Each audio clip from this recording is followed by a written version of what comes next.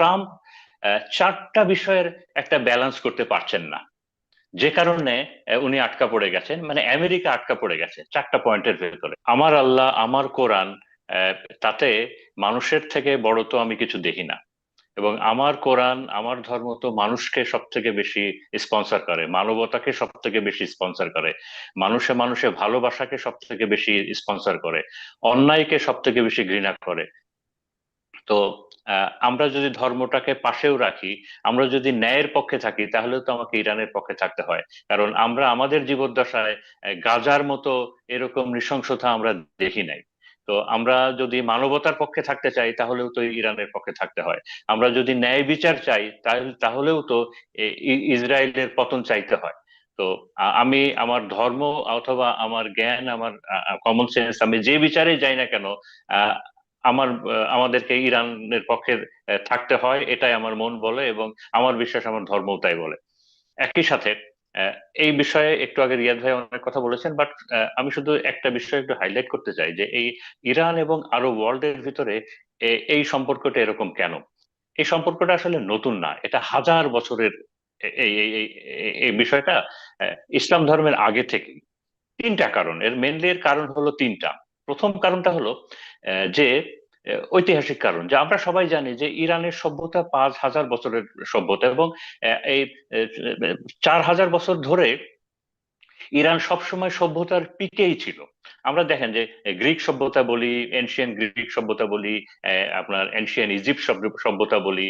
তো এসব সভ্যতারও একসময় পিক ছিল, তারপর আবার সভ্যতাটা পতন হয়েছে, হারিয়ে গেছে। বাট এই পার্সিয়ান সভ্যতা, ইরানিয়ান যে সভ্যতাটা, এরা সব সময় ওয়ার্ল্ডের একটা টপ সভ্যতা হিসেবে ছিল।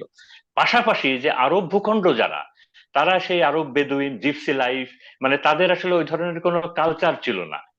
তাদের সভ্যতাটা, মানে এই দুইটা ভূখণ্ড, এদের এই হিউজ একটা কালচারাল ডিফারেন্স সব সময় ছিল। এইটা সব সময় ক্যারি ফরওয়ার্ড হয়েছে, এই কালচারাল ডিফারেন্সের দুইটা ল্যান্ড। এটা হলো 1 নম্বর কারণ। 2 নম্বর কারণটা হলো শিয়া সুন্নিদের এই বিষয়টা তো আছে। আর 3 নম্বর কারণ, সব থেকে বড় কারণটা হলো রাজনৈতিক শাসন ব্যবস্থা। এই আরব ভূখণ্ডের এই দেশগুলোতে হলো কো- কোনো রাজতন্ত্র চলে, ডিক্টেটরশিপ চলে। আর ইরানে, পাশের দেশ ইরানে, সেখানে একটা স্ট্রাকচারাল একটা শাসন ব্যবস্থা আছে, যেখানে লিডার নির্বাচন হয় একটা সিস্টেমের মাধ্যমে, যেখানে বিচার ব্যবস্থা সব তো। এই যে পাশাপাশি দুইটা দেশ, যে দুইটা দেশের শাসন ব্যবস্থা দুই রকম, তো এই ইরানের এই শাসন ব্যবস্থাটাকে এই আরব ভূখণ্ডের এই রাজা বাদশারা এরা থ্রেট মনে করে তাদের এই রাজত্ব টিকিয়ে রাখার ক্ষেত্রে। এটা ঐতিহাসিক। আমি অন্যভাবে যদি এই উদাহরণটা দিই, পাশাপাশি দুইটা দেশ, একটা মনে করেন এক্সট্রিম ক্যাপিটালিজম আর একটা এক্সট্রিম কমিউনিজম, এরাও কিন্তু একজন আরেকজনকে নিয়ে আনসেফ ফিল করবে। কমিউনিস্ট কান্ট্রি বলবে যে বর্ডারের ওই পাশেই তো ক্যাপিটালিজম, পুঁজিবাদের দেশ, আমার দেশে কি আস্তে আস্তে পুঁজিবাদ ঢুকছে নাকি? আবার ওই পুঁজিবাদের দেশ মনে করবে আমার দেশে কি আস্তে আস্তে কমিউনিজম আসতে আসছে নাকি, মানে একজন আরেকজনকে নিয়ে ইনসিকিউরিটি ফিল করবে।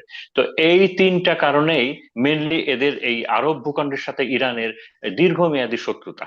এখানে ধর্মটা মাইনর ফ্যাক্টর।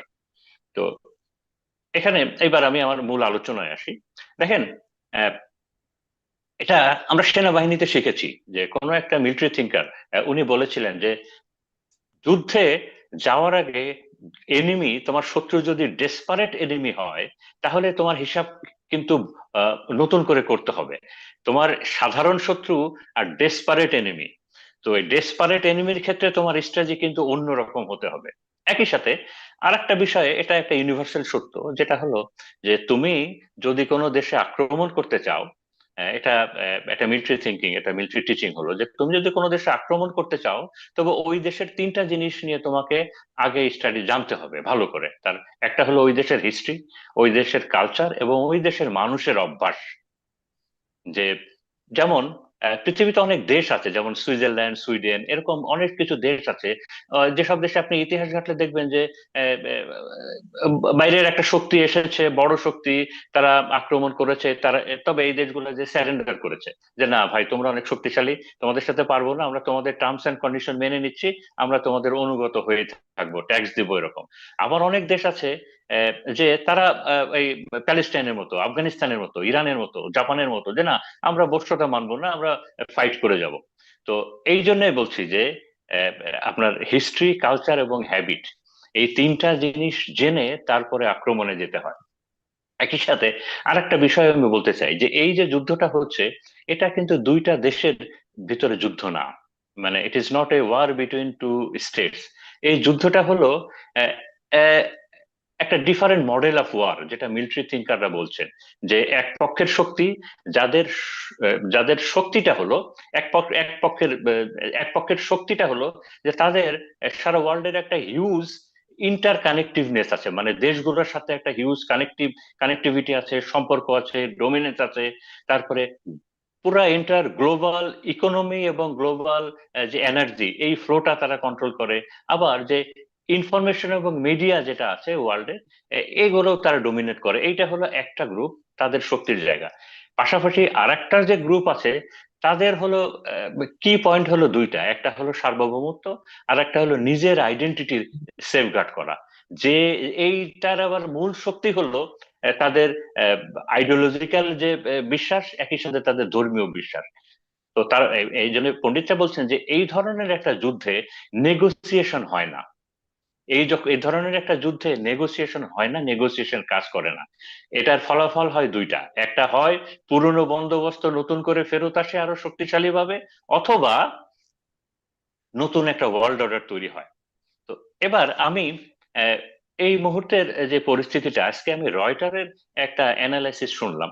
তো সেখানে তারা কি পয়েন্ট যেটা বলেছে যে ট্রাম্প চারটা বিষয়ের একটা ব্যালেন্স করতে পারছেন না, যে কারণে উনি আটকা পড়ে গেছেন, মানে আমেরিকা আটকা পড়ে গেছে চারটা পয়েন্টের ভেতরে। এই চারটা পয়েন্ট কি?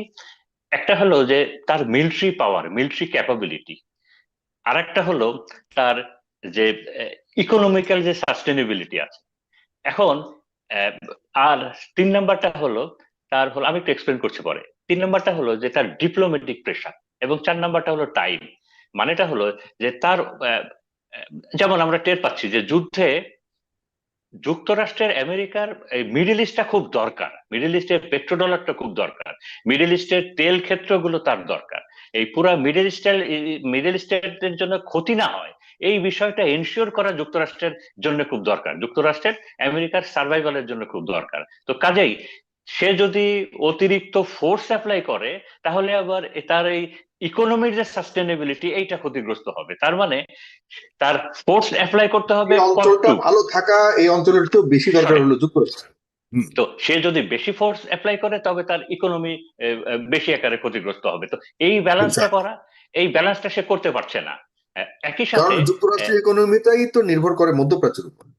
সঠিক, সঠিক। হুম। তো এই ব্যালেন্সটা সে করতে পারছে না, যে ফোর্স বেশি অ্যাপ্লাই করলে তার ইকোনমিক্যাল ক্ষতি হবে, আবার ইকোনমি সেফগার্ডটা করতে গেলে বেশি ফোর্স অ্যাপ্লাই করতে পারবে না। একই সাথে যে ডিপ্লোম্যাটিক প্রচন্ড প্রেসার আছে সারা দেশের সবাই। আগে আমি প্রায় এক সপ্তাহ আগে জেনেছিলাম যে ট্রাম্প প্রতিদিন প্রায় 50টা বিভিন্ন দেশের প্রেসিডেন্ট, প্রাইম মিনিস্টারের ফোন পান যে আপনি দয়া করে যুদ্ধটা থামান।